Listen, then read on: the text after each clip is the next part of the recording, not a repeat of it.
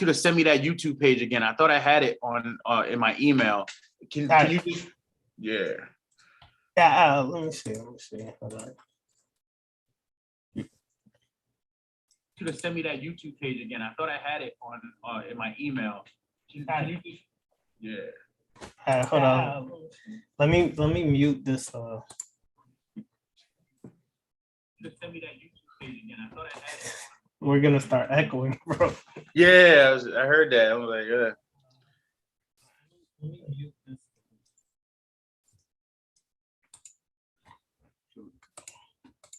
Let me send it to you. I'm gonna send it through Instagram. Actually, can you send it to my email real quick? Do you have my email address? Yeah, I got it. Yeah, it's just on there. Yeah, so just send it there, and then I can click on that, and then yeah.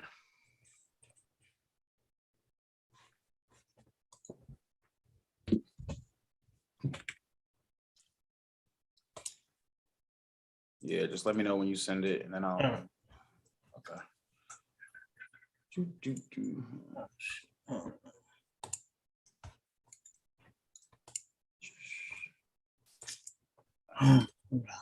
All right. Give me a second. Okay.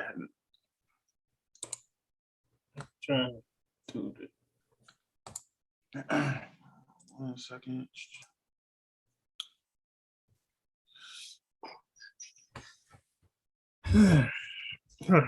This thing is taking forever. It's dragging.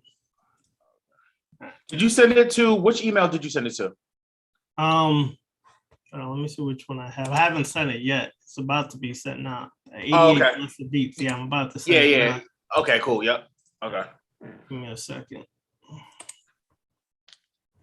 All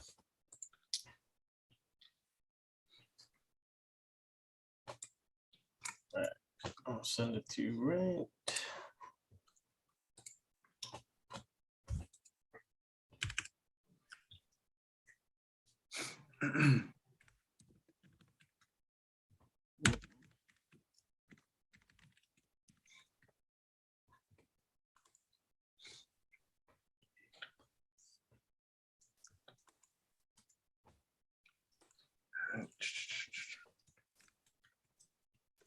All right, just go through them.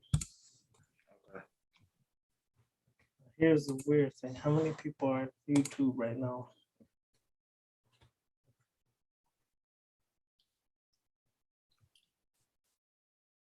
There we go. I got it. Yep. All right, cool.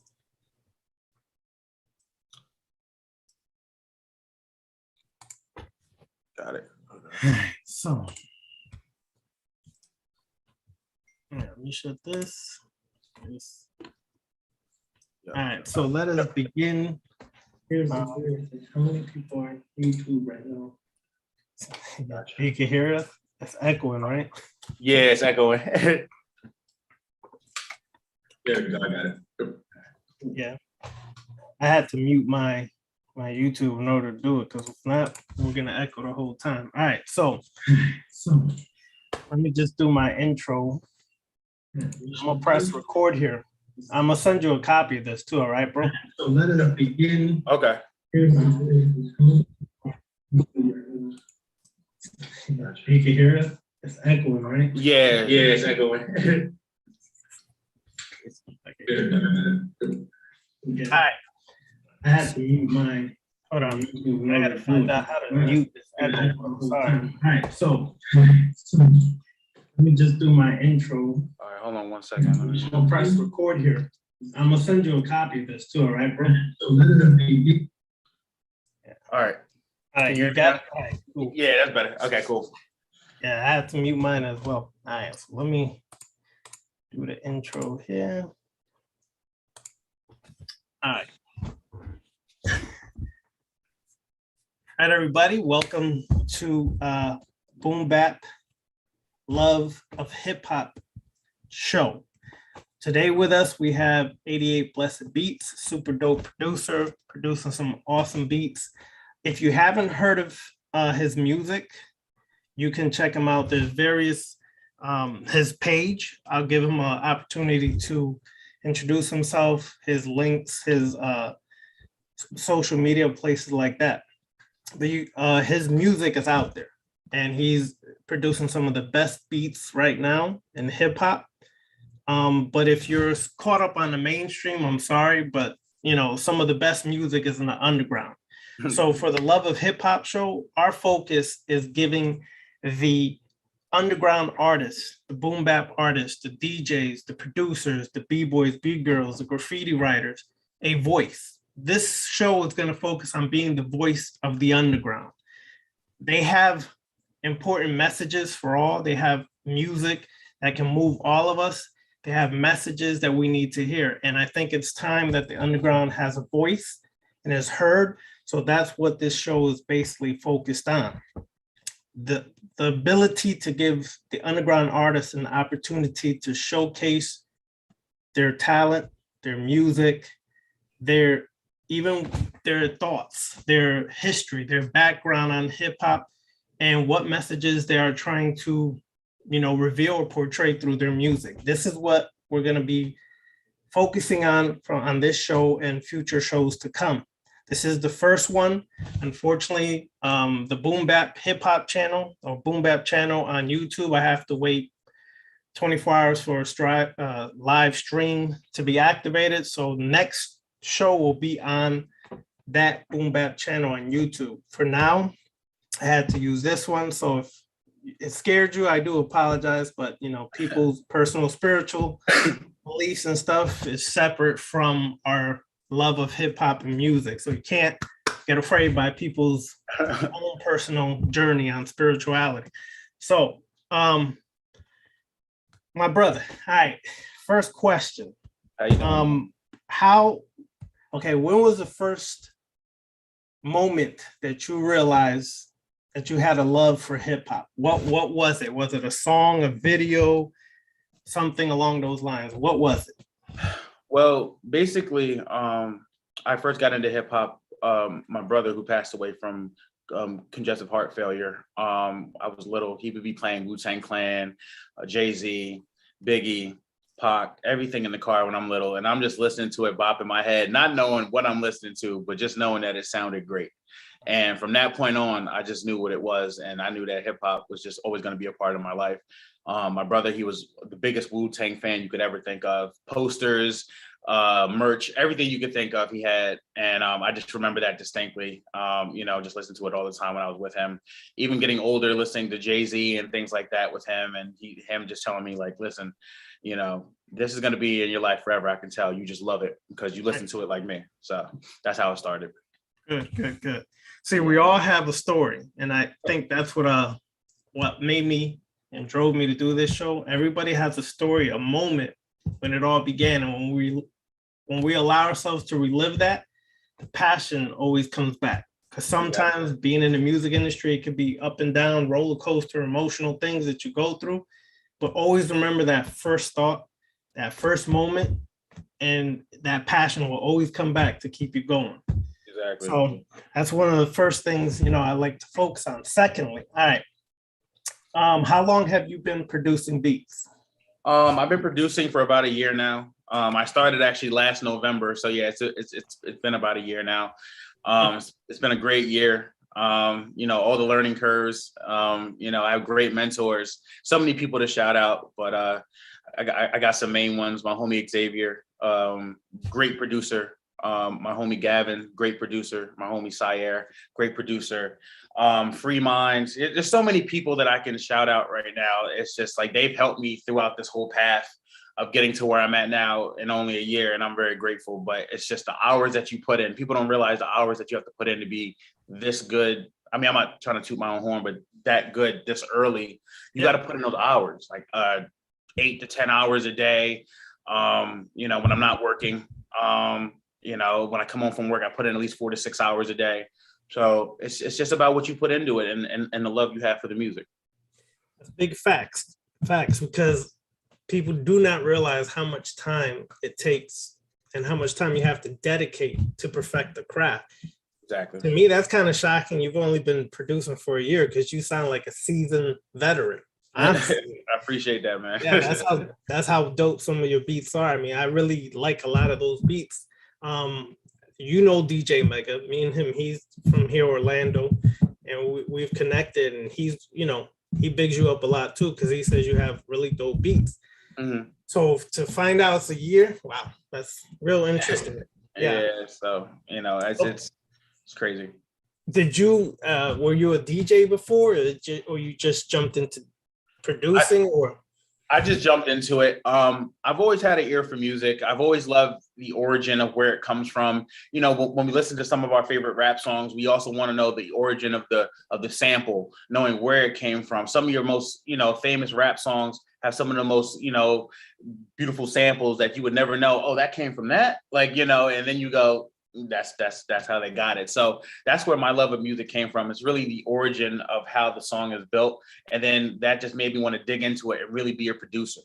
I remember having a talk with my friend Xavier, the one I just mentioned, last summer, and I told him, I was like, bro, I really want to be a producer, and he's been doing this for a while, and he was just like, yo, listen, get your stuff and I can show you the ropes. So, you know, I was, you know, BSing and, you know, playing around. And then when I guess October, November came, I hit him up. I said, yo, I'm going to get my machine. I use machine to make my beats.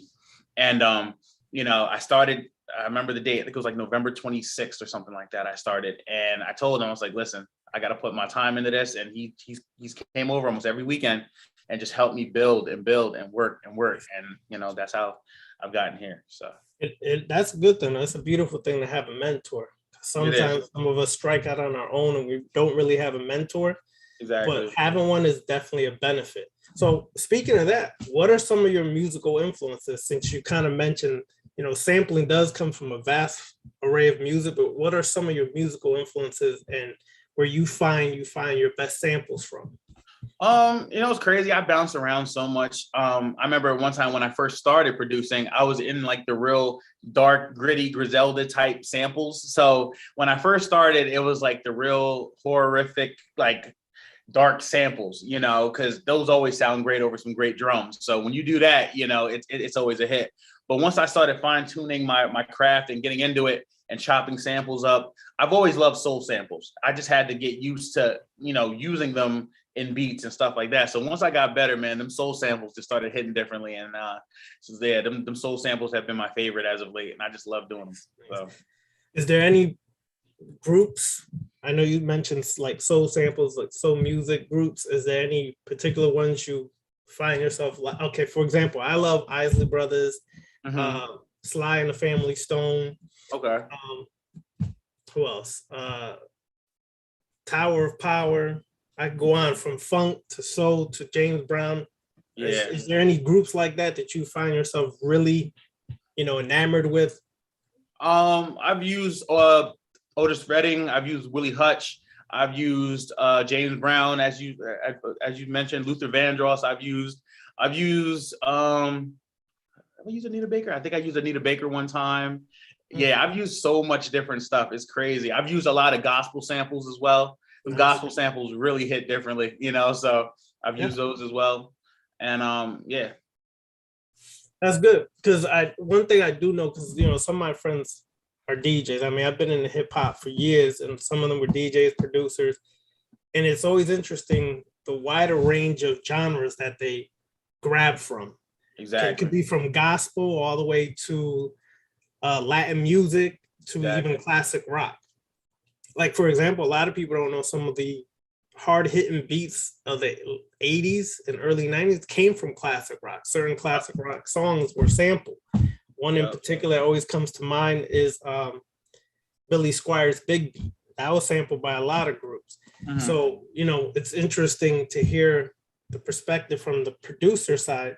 Says you guys, to me, are like the drummer. Right? You guys are the drummer. The drummer was always the soul and essence of music. So the DJ and the producer, you guys are essentially like the drummer. And you basically are the heartbeat behind the music. Without you guys, there is no MCs. There is no B-boys, there's no B-girls, because you guys are the essence of what drives the passion in the movement to even, you know, rhyme, dance, things like of that nature. I started off as a B-boy. That was my passion. Okay. You know, and that's when we used to use things like Apache We used to use Dance to the Drummer's Beat, things like that. Okay. Those breaks with the drum always is what moved us. And it's still like that to this day. DJs and producers are still the essence of it all. So that's why my first guess, I wanted it to be a producer, because you guys really deserve the respect. Without that, I mean, we're just rhyming a cappella, or we're just dancing, you know, with no beats. And you kind of lose that heartbeat from it. Yeah. So name some of the artists that you work with in recent times that you feel you made some outstanding beats for. Okay. I've worked with two of my close homies, Jay Hustle and Motto. They were actually the first two artists that gave me a shot when it came to producing, and gave my beats a chance. So I'll always, those are like brothers to me. They've always been there for me and gave me tips and gave me encouragement, and just always was like, yo, just keep grinding, bro. Like your shit is good. Like you got to keep pushing and keep doing what you do. So those were the first two people that really gave me a shot. My bro Rain, I just actually was on his album, The Quill, which is out right now. I produced 2 tracks off that album, Max L Tapes and Mirrors. Mirrors is featuring Mickey Fax. It's great song, great album. The whole album from top to bottom is great. Him, Jamel Honesty, my homie Squeegee. I just came out with the song Crazy with them. That's going wild right now. And it's just a whole bunch of stuff. K Prez, the Inglorious Poet. I can keep going. I'm just really trying to think. Yeah, it's so much that I'm just blessed to be in this type of spot so early in my producing career. And it's just like sometimes I remember I did an interview about 2 weeks ago, and I was naming people, and I'm like, I don't want to leave anybody out, because it's like it seems like you're being disrespectful to the people that actually were there when you started. And I'm like, I always try to remember everybody off the top of my head, and it's like it's crazy. I just did 2 joints with my homie Spoda. The one is called I Got This, which is out now, and then we have another joint coming as well. And it's crazy. I got a joint coming with Josiah. Shout out to the whole umbrella. I got a joint coming with him on his album. And it's gonna be up. 2022 is gonna be real good. Like, so good. They're keeping you busy, in other words. Exactly. It's always a good thing. Yeah. All right. So let me ask, if you had a message for any up and coming producers, since you're breaking in, people are recognizing your music, what would your message be to up and coming producers when they're first trying to get recognized, trying to connect with certain MCs or groups? What would be your message to them? Basically just be yourself. Don't try to be like anybody else. I know, so many people try to emulate other people's styles, and, they go for the Griselda type or they go for this type. Be yourself. Like, whatever sound that you feel like is organic that comes out of you, be that to you, and just be like, no, just know that your stuff is true.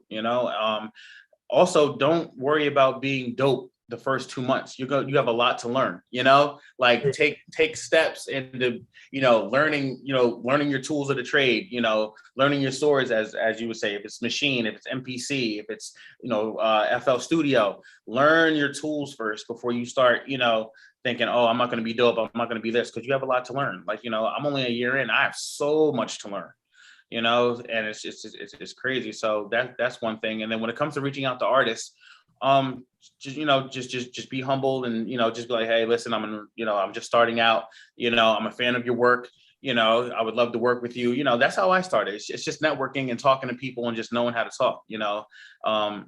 Have some type of business essence to yourself. Don't come off too aggressive, don't come off just know how to talk to artists. And Good. All right, so let me ask you this. Do you feel that the current state of hip hop is healthy or needs to evolve? What would be your opinion, or is it in an unhealthy state? I feel like right now, the way the game is right now, especially hip hop, I feel like the underground, I feel like everybody's finally catching up to what the underground has always been the whole time. We've always been the essence of everything. And you know, the mainstream, yeah, like the Drakes and the, you know, and the Kanyes and stuff like that, like, yeah, they will always be great artists and we'll always love them. But the underground is where it all really lies. Like, you know, it's crazy how I was just speaking to my friend Casey Jones about it. And we were talking about Griselda, and we're talking about how they came from the underground, and now you see them on every mainstream platform. You know, you see them on the MTVs, on the, you know, you see them all over, you know, different commercials and different, you know, and just different stuff in general when they came from the underground scene. So now everybody's going to try to look at the underground scene and try to find the next Griselda, or they're going to try to find, you know, all that talent that's been underground where we've been dope since day one. You know, that's where all the assets come from. So I feel like the current state of the game is they're finally realizing what the underground brings to it as a whole. You know, we bring all that essence to what the game is now. You know, a lot of the people like the RJ Paynes, you know, even Rock Marcy, he's main, but he's really underground. You know, there's a lot of artists that we love that have came out and now they're blossoming so much, but you got to remember they came from the underground. So, you know, that's what has to be realized. That's true. The underground is always and has always been the essence. People forget when hip hop first started, it was in the underground. It wasn't mainstream. I remember, quick fact, I was part of Zulu Nation for years. I was actually really close with Bambaataa, and one of the stories he used to tell me was, one of the stories he used to tell me is that the struggles for hip hop to get recognized in New York City in itself. Mm-hmm. And he said that literally they had to bring it downtown, which is Manhattan. They had to bring it downtown. And then this is why when you see hip hop in the early 80s, they had extravagant, really loud outfits. It's because they were catering to the crowd in downtown, mostly in the Greenwich Village, which if anybody who's been to global, Greenwich Village in New York, it could be different, right? Yeah. I grew up, I'm from Hartford, but I was born in the Bronx, raised in Hartford, but I was in New York quite often. Okay. Yeah. I was born in the Bronx as well. Yeah, I know exactly what you're talking about. I'm from Capitol Hill, so I know exactly what you're talking about. And that's what his message was, that in order to really get accepted and from hip hop to go global as it did, they did have to bring it to areas where it wasn't heard of, it wasn't accepted. And they kind of wore these costumes and changed it up so that it would seem more cutting edge. And therefore, in that way, he said it kind of helped, but it also kind of hurt hip hop. Because once it started getting mainstream, then you have your A&Rs and people like that who started kind of changing the image of hip hop and the sounds and everything else. But, his whole thing is, this is how it started, because his main message was, when it first started, even our own people would not support hip hop. Mm-hmm. Some of the black record companies were not supporting. Yeah, they weren't trying to have that image within their whole thing. Yeah, they weren't. Yeah. They weren't with that. Yep. Exactly. So they had to, keep reaching out to others to keep the exposure of hip hop growing. That's kind of why hip hop ended up where it is today, where it's all over the place. Honestly, in my opinion, hip hop's all over the place, and it's like you said, the essence, the underground got ignored for a while, but you can't, because if you remember back in late 90s, early 2000s, mostly late 90s, when Raucous Records, Fat Beats Records, and underground hip hop was coming back up. It then died down for a little bit, but I feel we're in that same evolving state again, where we're revolving back up from the underground, because Lyricist Lounge and all that started bringing. Lyricist Lounge, yep. They started bringing the attention to the underground. Yep. Now what's happening again with the attention is coming back, and some of that is with some of these independent labels, Real Rap, First Family Records, Real Rap Records, different art record companies, independent record companies. I think people learning the business and learn the importance of keeping your masters, different things like that has changed the game now than what it was before. So I think we're at that cycle again where underground's starting to get recognized. And you clearly gave a perfect example, Griselda Records. They're really known now. Yep. But their roots You know, it's really underground from Buffalo, and that's what made it even more shocking. People were like Buffalo got hip hop, right? Yep, it's crazy. Living in, I'll give you an example. Living in Hartford, Connecticut was always overshadowed by New York because we're like an hour and a half from New York, an hour and a half from Boston.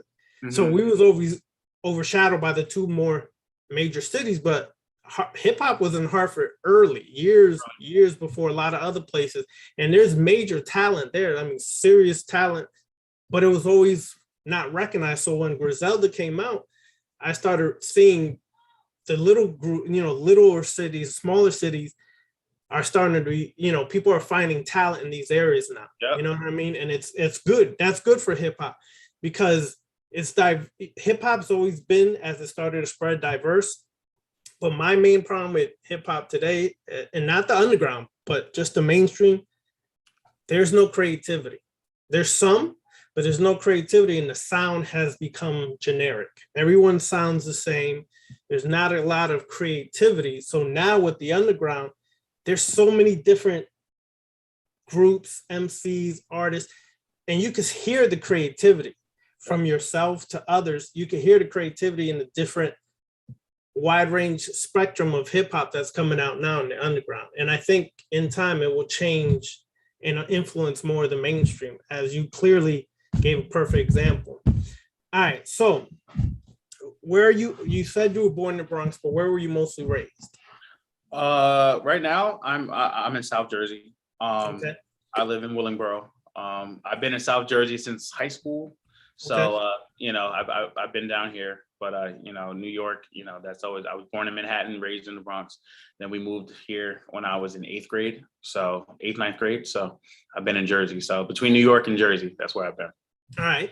So would you say your sound is influenced by that boom bap sound of the early 90s mostly? Yeah, most definitely.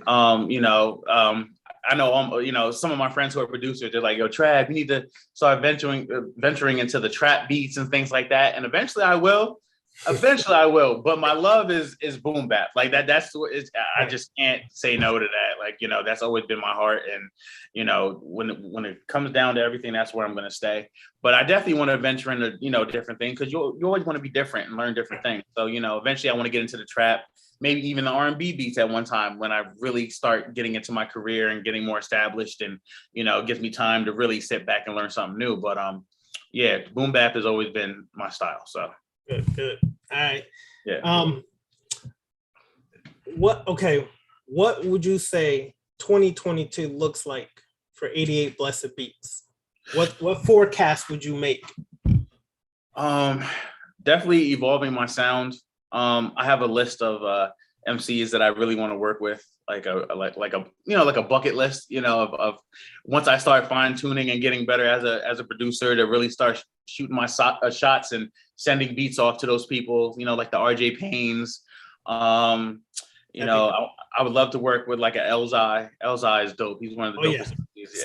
Slum Village. Yeah. Slum Village, of course, exactly. So yeah, Elzai. Who else? There's a bunch of artists that I have in my head right now. I'm just trying to think of them, but I have a bucket list of artists that I want to work with, and just getting better as a producer. Just really taking time behind the scenes, learning, my machine, learning how to, do certain things and make things sound, perfect to the T. I'm actually in school right now for audio production. So that's a 2.5-year course that I'm taking right now for audio production, the mixing and mastering, things like that. So, these next 2 years are going to be definitely a ride that I'm looking forward to, and, just me getting better and working with different artists. So. Yeah, that's important though. The more skills and talent you can acquire, the better off your production becomes. Exactly. Business-wise, how important is understanding business as a producer or just as an artist in underground hip hop? How important is understanding the science of business? Would you say, how important is that? Like the business aspect, as in like, really just knowing how to network with certain people and things like that. Yeah, that's a big factor in how your career moves. Because if you just sit back and don't say nothing to nobody and just make beats, you can do that all day. But you have to have some type of personality to market yourself. You can't just sit back. I mean, I'm sure that there are producers. I mean, I've seen producers out there that you don't even know what their face looks like, and they make some of the dopest stuff you'll ever hear, that you'll ever hear. Right. But I don't want to, have myself out there like that. I want to be known. I want when they see him, oh, that's 88Blessed. That's him. Some people, they rather just be in the back and just like, hey, listen, this is what I make. If you like it, if you don't, but I think networking is a big thing. You have to know how to talk to artists, and you have to know how to talk to these certain, either labels or whatever the case may be. You have to have some type of personality to get your stuff out there, because that's what attracts people, Exactly. Anybody in YouTube land who's on the chat room, if you have any questions, please type them in now. So any questions you may have for 88Blessed Beats, let me know and I'll ask them. All right, so let's see if anybody has a question, because there is a slight delay between Zoom and YouTube. Okay. Yeah, unfortunately, there's a slight delay, but I'm sure somebody has a question there. So we'll see. Taking forever to ask. All right. Well, if they don't have a question, then we could keep it moving. All right. Yeah. So, do you play any instruments? I don't. I'm actually going to invest in a keyboard soon. I actually want to start learning how to play my own keys. I'm tired of looking for piano samples all the time. I just want to be able to just go, hey, listen, man, I'm gonna do this myself. I'm gonna lay it down myself. So getting a keyboard is one of my, that's one of my next purchases. So I definitely have to get that. Nice. Yeah, that's always good when you can learn instruments. It definitely enhances your work even more. Name some of I know you kind of alluded to some in the beginning when I asked you, your beginning stages in hip hop. What are some of okay, let's do the typical. Let's end it off with the typical, like most shows do. Right. But as a producer, who would you say is your top 5 all-time producers? All right, so my friend, well, the one that I did the interview with 2 weeks ago, we had this discussion. It was hard for me to come up with a top 5, but the 5 that I really mess with, I have Pete Rock, Ninth Wonder, Apollo, I could say Beat Butcher, and DJ Muggs. So those were the 5 that I can really hear in my music, and I go, listen, that's where all my influences come from, DJ Muggs especially. I think sometimes people sleep on him. Muggs is crazy. Like, bro, he's got mad styles, and he samples from everything, bro. Yeah, like Muggs is different. Yeah, definitely. All right. So now so let's make it easier. Name your top 3 MCs. Your top 3 MCs. My top 3? Yep. I can easily say, I can go Hove, Biggie, and then I can probably go, in my opinion, I love Big L. So Hove, Biggie, and Big L. Like, Big L was one of my favorite artists. Like, he's just crazy. Like, so yeah. I still listen to him to this day. And then it trickles down to the Nas's and the Big Puns and it trickles down. Right. But those are my top 3. Yeah, there's no wrong in those. Those are all exactly. So. What I realized, when people make these top 5, top 10, top 20, it's all subjective. It's what you personally like. May not match with everybody else, but to you, these artists may be the best. Mm-hmm. Who are we to say that's right or wrong? You know what I mean? Because we all gonna like what we like, and that's what I think people have to realize in hip hop, especially when these arguments start about who's the top 5, top 10. Really, a lot of them are dope, right? A lot of them are like next level MCs, but it's really what your taste is. You know what I'm saying? If I ask somebody from the West Coast, they might have a different top 5 than somebody in the East Coast. Yeah, they may say Snoop, Dre, they may go a whole different way because that's what they know, Exactly. So, exactly. And remember, in the 80s and 90s, hip hop, you could define when something was from the West Coast. You could define when it was from Houston and South in the South. Mm-hmm. Yep. Let's say even Houston, particularly with Scarface, and the Ghetto Boys, right? Yeah, and EK. Yeah, you could tell the difference. and to me, that was a beautiful time because you could hear the creativity from all these areas. You know, everybody had their own different sound. Even when Master P came out and the whole, No Limit, yeah, and the whole No Limit Records from New Orleans, that was a whole different flavor and style. And if you remember Lil Wayne when he was when he first started out, Wayne was different. You see his evolution to now. Yeah, it's crazy. Yeah, it's crazy, right? Because back then he you know, he could rhyme, but he really took it to a whole nother level. You know what I'm saying? Yeah. And that's what, to me, I miss in hip hop from that time, how there was these unique sounds from different areas. Mm-hmm. Now it's kind of hard to really tell where people are from, because sometimes you have New Yorkers sounding like they're from Atlanta. You have Atlanta, some people sound from Atlanta sound like they're from New York. Yeah. But that's why I think I kind of have favored the underground for so long now, because that creativity is still there. You can still hear the differences from the different areas. All right, so let me check YouTube, see if anybody has questions. All right, we already asked the favorite producer. He gave his list. Question. What made you choose the machine as opposed to MPC for music production? Okay, so the machine for me, that was my starting point. I've never used the MPC. When I first started producing, Machine was the one I chose because, one, I knew about Machine even before producing, and two, you know, my bro Xavier, the one I told you about, he had a Machine. So I saw him work on his, and I'm just like, you know what, I'm gonna go with Machine. You know, I think down the line, you know, I've talked to different friends of mine who are producers, and you know, eventually I think down the line I might want to get an MPC just because, you know, everybody wants MPC at least once in their life. So I'm thinking about it, but the Machine is it's fine for me. I think the workflow is great. It's not too difficult. You know, it's just about learning the ins and outs of it. And I just love using it. It's dope. Eventually I want to get a Machine Plus. I'm using the Micro MK3 right now, but eventually I want to get the Plus. So yeah, Machine is you know, that was my first weapon of choice, as they say. So, all right. So here's another question by APL. What makes your sound different, or what is your signature that sets you aside from other boom bap producers?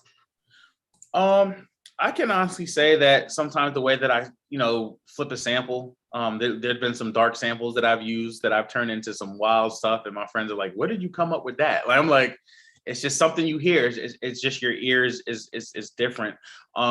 Taking a darker sample and turning it into some type of soulful thing as well.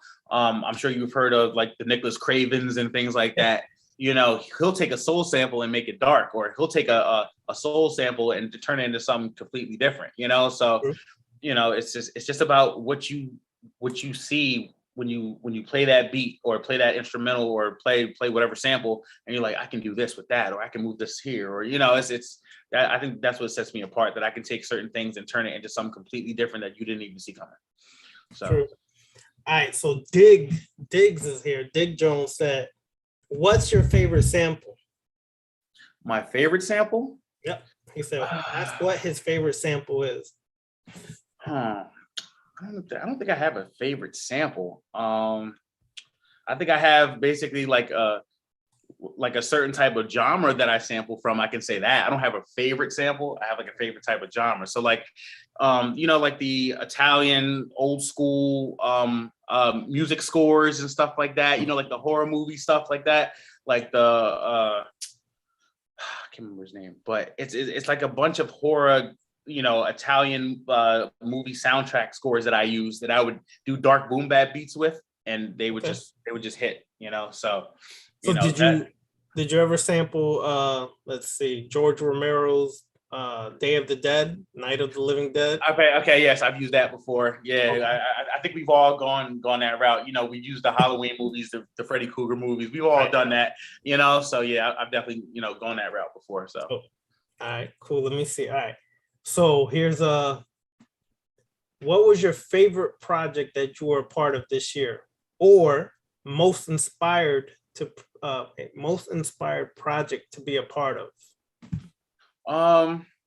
Well, I can say I have two. Well, the first one that I'm really looking forward to that I'm doing is a joint project I'm doing it with three artists. I'm doing it with Motto, Hustle, and Dax Empire. We got a project coming together.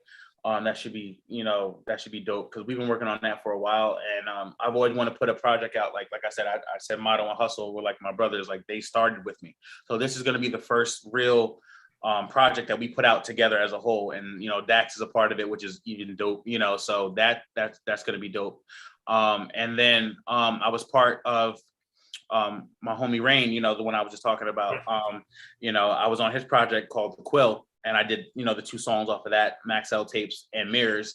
And, just even hearing, Mickey Fax, rapping on my beat is crazy because I've been a fan of Mickey for years. So it's like, he's rapping on my production, like, and Rain, he's a dope MC. Like, I found out about him through a friend of mine, and then I tapped in with him and I started following his music, and then he heard my beats and he was like, yo bro, what's good? So that's how we linked up. But those were two projects that I can honestly say that that I really really was passionate about, especially the one that I got with Motto and Hustle, because that's the first project that I'm putting out with them. So nice.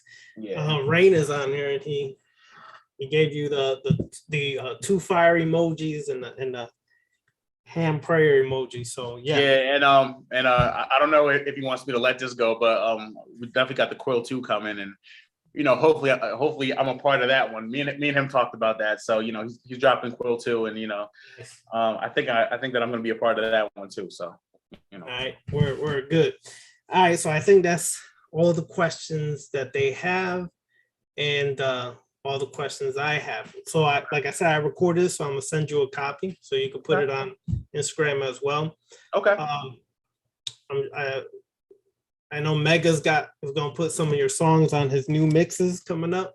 So yeah. Shout out to him.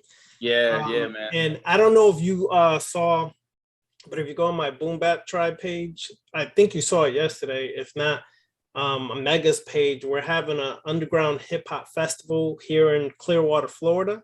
I saw that. I saw that. I'm like, man, if I could make it out there, I would go. Because I'm like, yo, that's crazy. If you're able to, from here to there, things might change. But if you're able to come make it out. But there's going to be super dope MCs, producers, B-boys, everybody coming out. So if you're able to make it, try to make it down here. Definitely. I'll definitely be in touch with you and like, yo, bro, I'm trying to fly out there. Yeah, let me know, bro. Because I do real estate investing, so I have access to certain Airbnb places and things like that. So just let me know. Okay. And, I'll let anybody out there as well. Just hit me up. You know what I'm saying? I'm boombaptribe@gmail.com. Now, before we finish off here, give your social media, your email, whatever contact information, because I'm sure as this video is uploaded again and goes even more viral, that you might get contacted by a lot of people, dope MCs and other people might want to work with you. So yeah, give your contact information that they can reach you. Instagram 88Blessed Beats, all together is one word. If you want, talk to me about, making some beats for you, it's 88blessedbeats@gmail.com.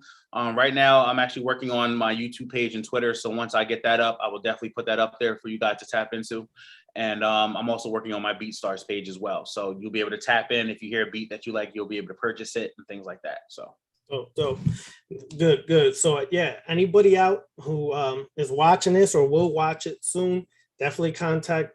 This is a good brother. He's got some amazing beats, and his craft is only going to get even doper. As he said, he's still kind of a newbie. So imagine that his work's going to get even nicer. So contact him. And for everybody, this Boombap Tribe is for everybody. We're here showing love for hip hop in all its entirety, from the B-boys, B-girls, DJs, MCs, and producers. We're trying to become, as Boombap Tribe, the voice of the underground. Literally, that's what my motto is. We're going to be the voice of the underground, where the producers, the DJs, the MC, everybody's going to have their voice heard, and they're going to be known, you know, and spoken to. Because sometimes there's a lot of dope artists, but we never really get to speak to them. We never get to communicate and see them. You know what I'm saying? So this is going to be an opportunity to showcase that and for us to network and get to know each other, because you never know who's out there that you could collab with and do all these things. So that's another purpose of this channel, the Boombap channel. So let me give my contact information real quick. You could go on Instagram at Boombap Tribe, at Boombap Tribe on Instagram, as well as my other page, which is the Cap Sorcerer. That's at the Cap Sorcerer. If you can't tell by now, I love my baseball caps with the side patches and stuff like that. So you can also reach me there. All right. If you're interested in being interviewed, you can contact me at either one of those Instagram pages. My brother, I appreciate you coming on. And like I said, keep me up to date about traveling here in February for that event. And we'll link up again. All right, my brother? Definitely, man. Thank you for having me on your platform, man. I appreciate it.